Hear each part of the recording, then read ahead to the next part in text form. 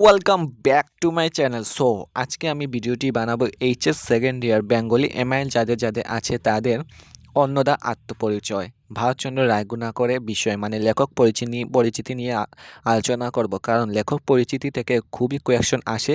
কেউ এই লেখক পরিচিতি নিয়ে ভিডিও বানায় না, তাই আমি বানাচ্ছি। আর এই ভারতচন্দ্র রায়গুণাকরের বিষয়ে আমরা আজ আলোচনা করব। দেখা যাক। যেহেতু তোমরা মনে রাখবে অন্নদা আত্মপরিচয়, এই গল্প মানে কবিতাটি অন্নদামঙ্গল কাব্যের অন্তর্গত, এটা মনে রাখবে তোমরা। আমরা এখন দেখা যাক প্রথমে কি আছে। কবি পরিচিতি।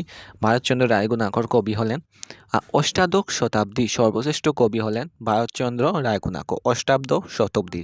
আর তিনি সমগ্র ভারত সাহিত্যেরই একজন বিদগ্ধ কবি। 1712 খ্রিস্টাব্দে হুগলি জেলার অন্তর্গত পেরো গ্রামে কবি জন্মগ্রহণ করেন। কবির পিতা নরেন্দ্র নারায়ণ রায় অভিজাত রাজবংশের সন্তান কৃষ্ণ রায়ের উত্তরপুরুষ ছিলেন। কবির মাতা নাম হলো ভবানী।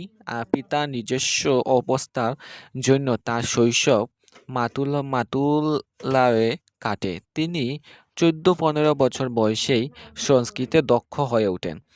পরে ফরাসি ভাষাতেও তার বিশেষ অধিকার প্রতিষ্ঠিত হয়।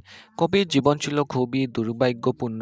নানা ভাগ্য বিপর্যয়ের পর তিনি মহারাজ কৃষ্ণচন্দ্রের নজরে পড়েন এবং মহারাজের সভাকবি নিযুক্তি হন।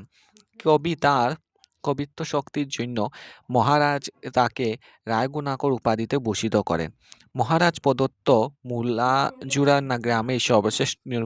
গ্রামের তিনি মাত্র 48 বছর বয়সেই দেহত্যাগ করে 1770 খ্রিস্টাব্দে।